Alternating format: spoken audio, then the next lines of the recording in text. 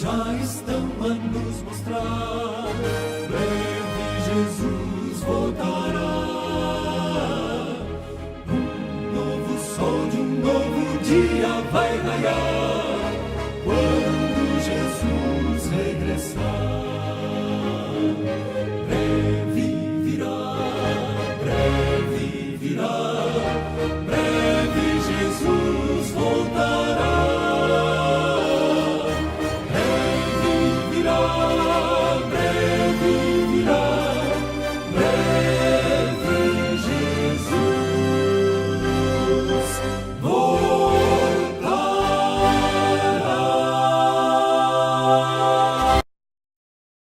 Capítulo 2.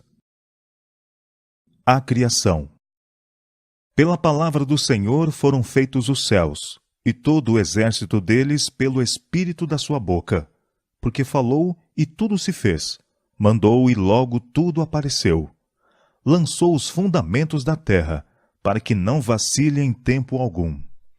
Quando a terra saiu das mãos de seu Criador, era extraordinariamente bela. Variada era sua superfície, contendo montanhas, colinas e planícies, entrecortadas por majestosos rios e formosos lagos. As colinas e montanhas, entretanto, não eram abruptas e escabrosas, tendo em grande quantidade tremendos despenhadeiros e medonhos abismos, como hoje elas são. As arestas agudas e áspera do pétreo arcabouço da terra estavam sepultadas por sob o solo fértil, que por toda parte produzia um pungente crescimento de vegetação. Não havia asquerosos pântanos, nem áridos desertos. Graciosos arbustos e delicadas flores saudavam a vista aonde quer que esta se volvesse. As cuminâncias estavam coroadas de árvores mais majestosas do que qualquer que hoje exista. O ar, incontaminado por miasmas perniciosos, era puro e saudável. A paisagem toda sobrepujava em beleza os terrenos ornamentados do mais soberbo palácio. A hoste angélica olhava este cenário com deleite e regozijava-se com as obras maravilhosas de Deus. Depois que a terra, com sua abundante vida animal e vegetal, fora suscitada à existência, o homem, a obra coroadora do Criador, e aquele para quem a linda terra fora preparada, foi trazido em cena. A ele foi dado domínio sobre tudo que seus olhos poderiam contemplar. Pois disse Deus: façamos o homem à nossa imagem, conforme a nossa semelhança, e domine sobre toda a terra. Criou Deus, pois, o homem à sua imagem. Homem e mulher os criou. Aqui está claramente estabelecida a origem da raça humana, e o relato divino refere tão compreensivelmente que não há lugar para conclusões errôneas. Deus criou o homem à sua própria imagem. Não há aqui mistério. Não há lugar para a suposição de que o homem evoluiu por meio de morosos graus de desenvolvimento, das formas mais inferiores da vida animal ou vegetal. Tal ensino rebaixa a grande obra do Criador ao nível das concepções estreitas e terrenas do homem. Os homens são tão persistentes em excluir a Deus da soberania do universo que degradam ao homem e o despojam da dignidade de sua origem. Aquele que estabeleceu os mundos estelares nos altos céus e com delicada perícia coloriu as flores do campo, aquele que encheu a terra e os céus com as maravilhas de seu poder, vindo a coroar sua obra gloriosa, a fim de pôr em seu meio alguém para ser o governador da linda terra, não deixou de criar um ser digno das mãos que lhe deram vida. A genealogia de nossa raça, conforme é dada pela inspiração, remonta sua origem não a uma linhagem de germes, moluscos e quadrúpedes a se desenvolverem, mas ao grande Criador. Posto que formado do pó, Adão era filho de Deus. Ele foi posto como representante de Deus inferiores de seres. Estes não podem compreender ou reconhecer a soberania de Deus. Todavia, foram feitos com capacidade de amar e servir ao homem.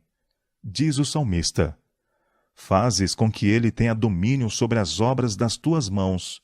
Tudo puseste debaixo de seus pés, os animais do campo, as aves do céu, e tudo que passa pelas veredas dos mares. O homem deveria ter a imagem de Deus, tanto na aparência exterior como no caráter. Cristo somente é a expressa imagem do Pai. Mas o homem foi formado à semelhança de Deus. Sua natureza estava em harmonia com a vontade de Deus. A mente era capaz de compreender as coisas divinas. As afeições eram puras. Os apetites e paixões estavam sob o domínio da razão. Ele era santo e feliz, tendo a imagem de Deus e estando em perfeita obediência à sua vontade. Ao sair o homem das mãos do Criador, era de elevada estatura e perfeita simetria. O rosto trazia a rubra coloração da saúde e resplendia com a luz da vida e com alegria. A altura de Adão era muito maior do que a dos homens que hoje habitam a terra. Eva era algo menor em estatura. Contudo, suas formas eram nobres e cheias de beleza. Esse casal, que não tinha pecados, não fazia uso de vestes artificiais. Estavam revestidos de uma cobertura de luz e glória, tal como a usam os anjos. Enquanto viveram em obediência a Deus, esta veste de luz continuou a envolvê-los. Depois da criação de Adão, toda criatura vivente foi trazida diante dele para receber seu nome. Ele viu que a cada um fora dada uma companheira, mas que entre eles não se achava adjutora que estivesse como diante dele. Entre todas as criaturas que Deus fez sobre a terra, não havia uma igual ao homem. E disse Deus: Não é bom que o homem esteja só. Far-lhe-ei uma adjutora que esteja como diante dele. O homem não foi feito para habitar na solidão. Ele deveria ser um ente social. Sem companhia, as belas cenas e deleitosas ocupações do Éden teriam deixado de proporcionar perfeita felicidade. Mesmo a comunhão com os anjos não poderia satisfazer seu desejo de simpatia e companhia. Ninguém havia da mesma natureza para amar e ser amado. O próprio Deus deu a Adão uma companheira, proveu-lhe uma adjutora, ajudadora esta que lhe correspondesse, a qual estava em condições de ser sua companheira e que poderia ser um com ele em amor e simpatia.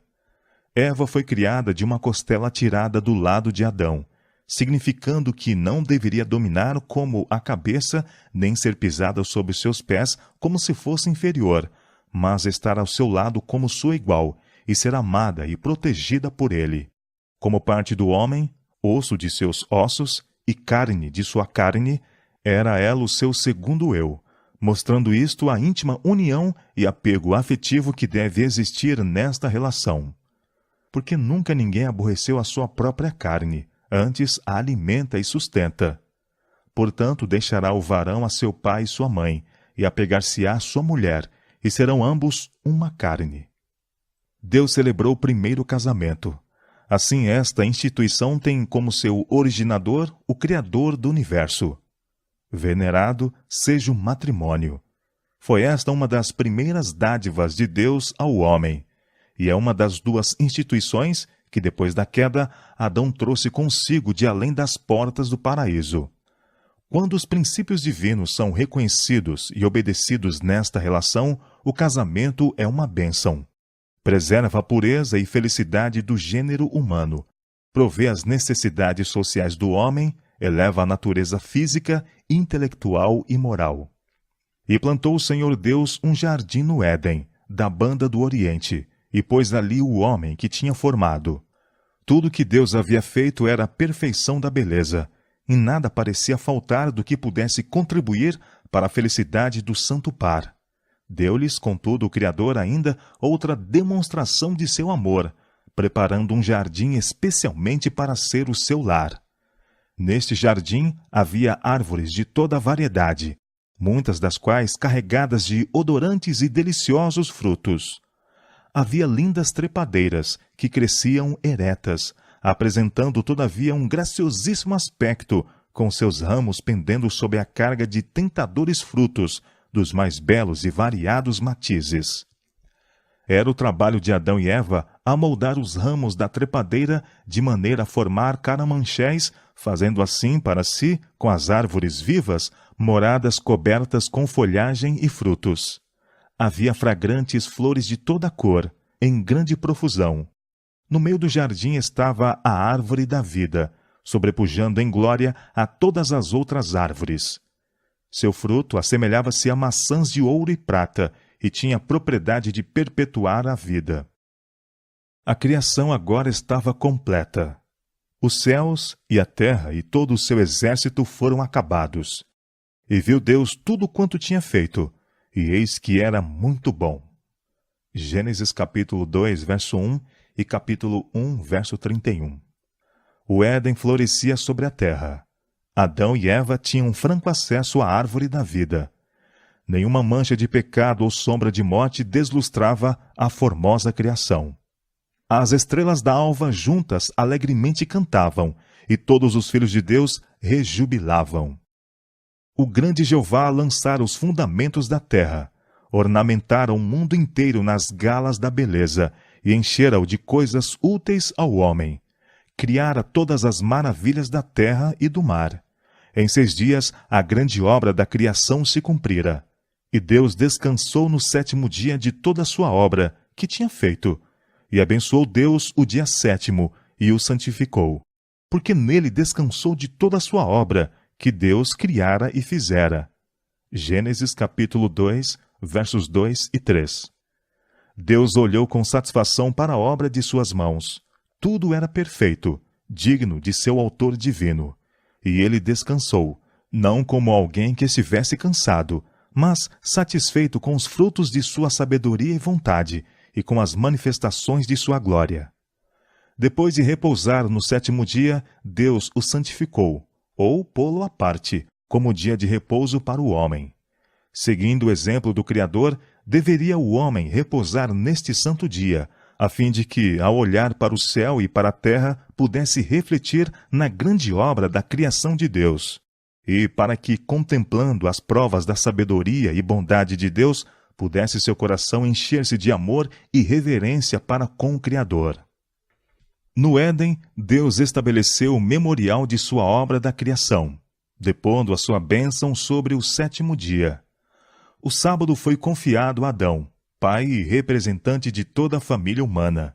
Sua observância deveria ser um ato de grato reconhecimento por parte de todos os que morassem sobre a terra, de que Deus era seu Criador e legítimo soberano, de que eles eram a obra de suas mãos e súditos de sua autoridade. Assim, a instituição era inteiramente comemorativa e foi dada a toda a humanidade. Nada havia nela prefigurativo ou de aplicação restrita a qualquer povo. Deus viu que um repouso era essencial para o homem, mesmo no paraíso.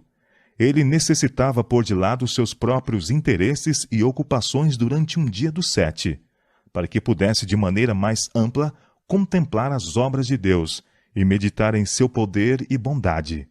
Necessitava de um sábado para, de maneira mais vívida, o fazer lembrar de Deus e para despertar-lhe gratidão, visto que tudo quanto gozava e possuía viera das benignas mãos do Criador. Era o desígnio de Deus que o sábado encaminhasse a mente dos homens à contemplação de suas obras criadas. A natureza fala aos sentidos, declarando que é um Deus vivo, Criador e supremo governador de tudo. Os céus manifestam a glória de Deus, e o firmamento anuncia as obras das suas mãos. Um dia faz declaração a outro dia, e uma noite mostra sabedoria a outra noite. Salmo 19, versos 1 e 2. A beleza que reveste a terra é um sinal do amor de Deus. Podemos vê-lo nas colinas eternas, nas árvores altaneiras, no botão que se entreabre e nas delicadas flores. Tudo nos fala de Deus. O sábado, apontando sempre para aquele que tudo fez, ordena aos homens abrirem o grande livro da natureza e rastrear ali a sabedoria, o poder e o amor do Criador. Nossos primeiros pais, se bem que criados inocentes e santos, não foram colocados fora da possibilidade de praticar o mal. Deus os fez como entidades morais livres, capazes de apreciar a sabedoria e benignidade de seu caráter e a justiça de suas ordens, e com ampla liberdade de prestar obediência ou recusá-la. Deviam gozar comunhão com Deus e com os santos anjos. Antes, porém, que pudessem tornar-se eternamente livres de perigo, devia ser provada a sua fidelidade. No início mesmo da existência do homem, um empecilho fora posto ao desejo de satisfação própria, paixão fatal que jaz à base da queda de Satanás. A árvore da ciência, que se achava próxima da árvore da vida, no meio do jardim, devia ser uma prova da obediência, fé e amor de nossos primeiros pais. Ao mesmo tempo em que se lhes permitia comer livremente de todas as outras árvores, era-lhes proibido provar desta, sob pena de morte.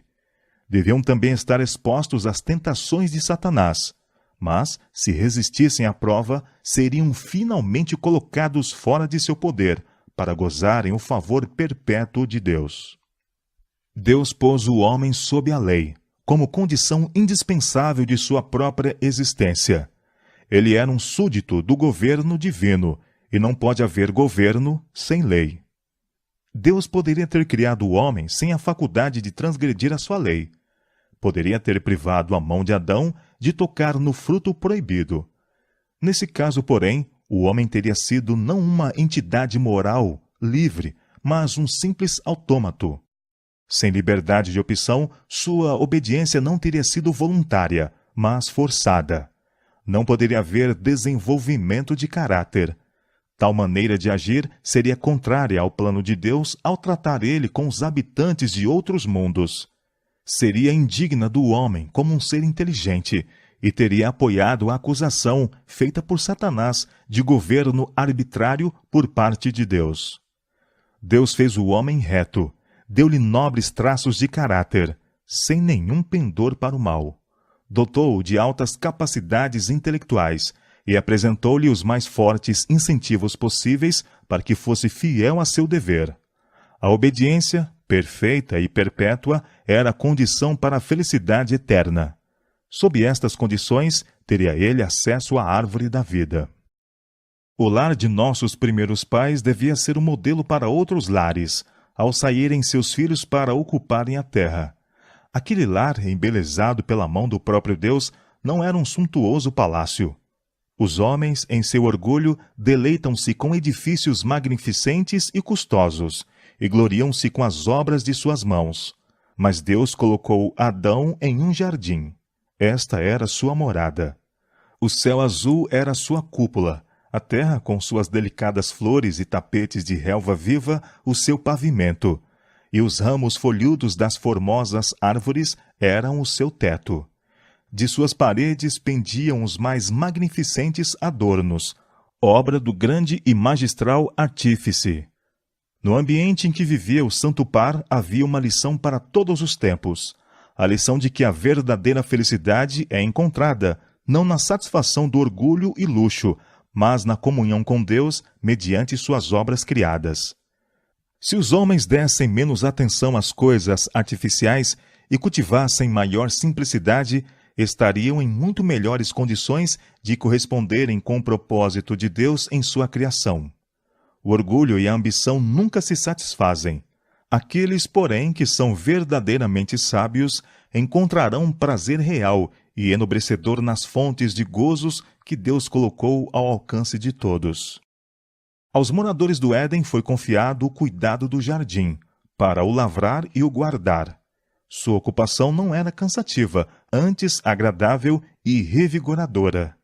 Deus indicou o trabalho como uma bênção para o homem, a fim de ocupar-lhe o espírito, fortalecer o corpo e desenvolver as faculdades. Na atividade mental e física, Adão encontrava um dos mais elevados prazeres de sua santa existência. E quando, como resultado de sua desobediência, foi ele expulso de seu belo lar e obrigado a lutar com o obstinado solo para ganhar o pão cotidiano, aquele mesmo trabalho, se bem que grandemente diverso de sua deleitável ocupação no jardim, foi uma salvaguarda contra a tentação e fonte de felicidade. Aqueles que consideram o trabalho como maldição, acompanhado embora de cansaço e dor, estão acalentando um erro. Os ricos frequentemente olham com desdém para as classes trabalhadoras, mas isso está inteiramente em desacordo com o propósito de Deus ao criar o homem. O que são as posses do mais abastado, mesmo em comparação com a herança proporcionada ao nobre Adão? Contudo, Adão não devia estar ocioso. Nosso Criador, que compreende o que é necessário para a felicidade do homem, designou a Adão o seu trabalho. A verdadeira alegria da vida é encontrada apenas pelos homens e mulheres do trabalho. Os anjos são diligentes obreiros, são ministros de Deus para os filhos dos homens. O Criador não preparou lugar algum para a prática estagnante da indolência. Enquanto permanecessem fiéis a Deus, Adão e sua companheira deveriam exercer governo sobre a terra. Deu-se-lhes domínio ilimitado sobre toda coisa vivente. O leão e o cordeiro brincavam pacificamente em redor deles, ou deitavam-se-lhes aos pés. Os ditosos pássaros esvoaçavam ao seu redor, sem temor. E ao acenderem seus alegres cantos em louvor ao Criador, Adão e Eva uniam-se a eles em ações de graças ao Pai e ao Filho.